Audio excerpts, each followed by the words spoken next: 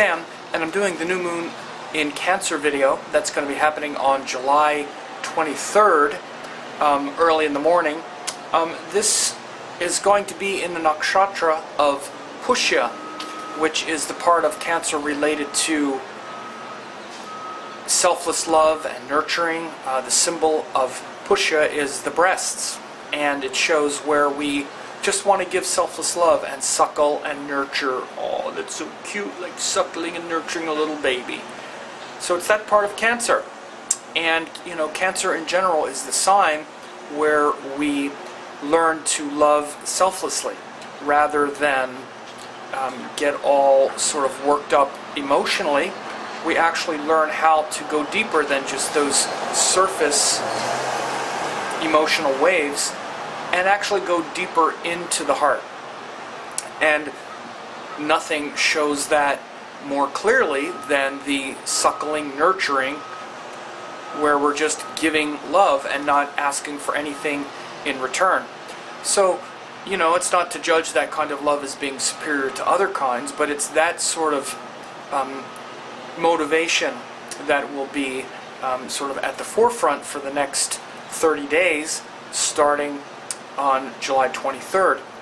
And, you know, this is how we can really understand the cycles of our life. This is how I use astrology more than anything, is to understand these lunation cycles.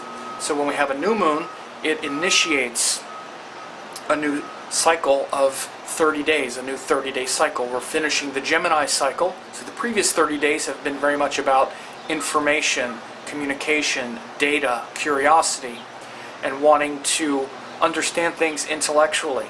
So after that cycle of Gemini, then we move into the cycle of Cancer, which is about bringing that curiosity and that information gathering into the heart.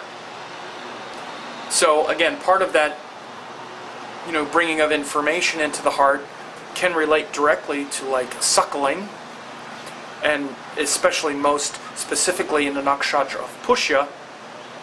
But it's just in general this quality of Cancer which shows where we need to suckle and nurture and you know, bring all of life experiences into the heart.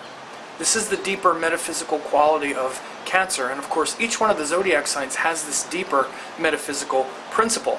Like with the previous sign of Gemini, it's not just about playfully enjoying things, that's just on the surface. But again, you know, like a child playfully enjoys things, then he also wants to be suckled and nurtured by the mommy. You could look at it that way.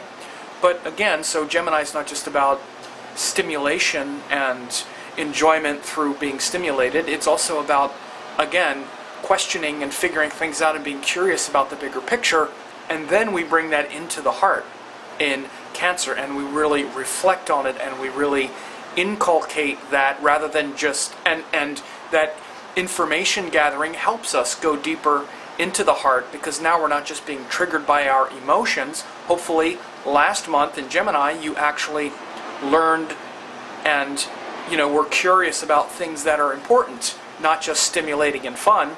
And if you were stimulated by things that were more important and more meaningful, then it's going to help you this month go deeper into the heart, deeper into something more permanent than just the emotions of Cancer. This is why the planet Jupiter is exalted in Cancer, right? Because it's where those high principles and those high teachings come right into the heart. Because once something gets in your heart, it's got you. We're very emotional creatures, right? And this is shown by that sign of Cancer. It's that sort of anchor, that emotional anchor and that emotional core that's underneath everything. So, as you probably know, or if you don't know, I do monthly forecasts for each of the 12 zodiac signs based on these cycles. So, again, like I say, this is how I use astrology. I see how these cycles are flowing. Each 30-day cycle, I make sure to be in harmony with it. If you want to be in harmony with it and you're not a member of my site, it's only 50 cents, and you can see the member forecast for all 12 signs. So if you're a Capricorn, this is going to affect you totally different than if you're a Aries, than if you're a Gemini or whatever it is, because that sign of Cancer falls in a different house. For Virgo people, this is 11th house. So this quality of emotions and going deeper than the emotions and settling into your nurturing quality of yourself and others happens in the 11th house sphere of life. If you're Aquarius, it's 6th house. So what does that mean? So you can find out what that means, only 50 cents if you're not a member already. And you also get daily forecasts as part of the membership. So you can click the link and check that out. But besides that, we have a few other things that are really important. Mars is combust right now in Cancer as well. When the planet is combust, it means it's really close to the sun. And right now, Mars is really combust. It means he's getting burnt up. So there's quite a bit of emotional frustration, sort of willfulness and combativeness.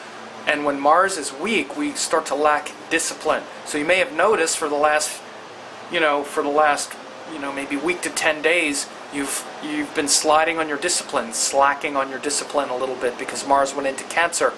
And you might be feeling a little bit lazy right now, right? Feeling a little lazy for the last, 10 days to 2 weeks. That's because Mars is in Cancer. And Mars is our strength.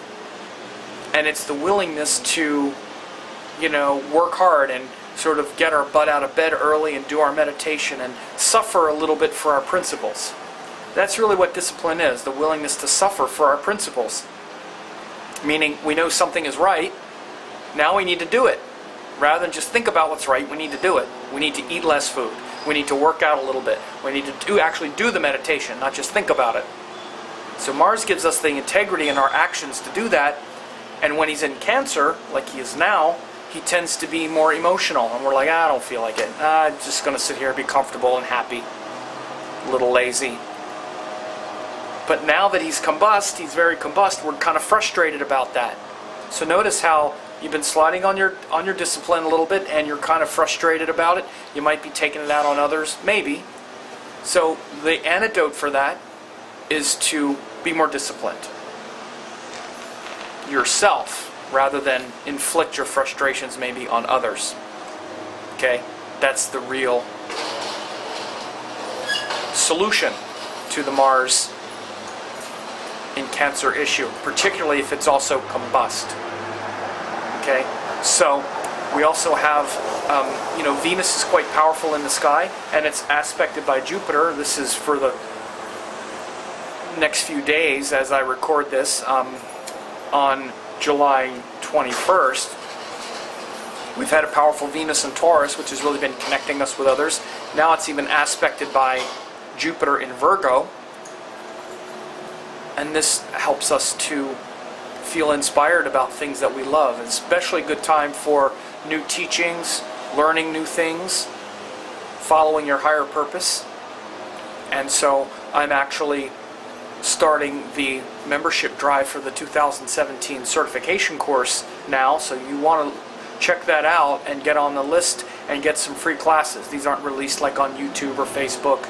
I might, post a link, but they're actually for my members or for people that are on my mailing list or who want to specifically get these, because these are professional trainings that I give to people for free to introduce them to my groundbreaking certification course. And I'm not saying that to brag,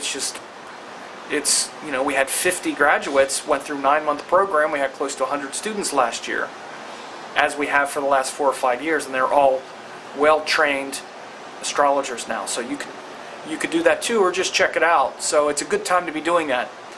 Again, I'm sharing how I'm experiencing this Venus in Taurus aspected by Jupiter and Virgo. How are you experiencing that? If you're a teacher, you can put some stuff out there. Or if you're interested in learning more, it's a good time to be doing that. That's why you may feel drawn to that. So, besides that, this is the last cycle before the next one, which is eclipse time. So we're coming up on the eclipse time as well right now, and I'll be in touch about that more. But right now, we're in this Cancer cycle. If you want to see how this will influence your sign, then you can, for only 50 cents, get that forecast for your sign and also get 2 weeks of daily forecasts. But again, this will be a 30-day cycle of going deeper than the emotions, especially toward things that are more related to selfless love and devotion and less about the emotions. And the real road into that is selfless love, the things that you just love because you love to do them. By the way, that includes things like studying. It's not just about suckling and nurturing people or being around people we like, but it's also about suckling and nurturing and caring for the beauty of life, the love of life. That's why Jupiter is exalted in Cancer, because like I said, once something gets in your heart, once you love it, you're unstoppable.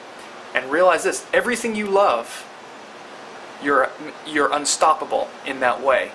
Maybe you love your drama. Maybe you love all your problems, and you're unstoppable with that too. You're like, I'm unstoppable. This is a problem, because it's in your heart. You got to be careful what's in your heart, because once you love it, it's yours.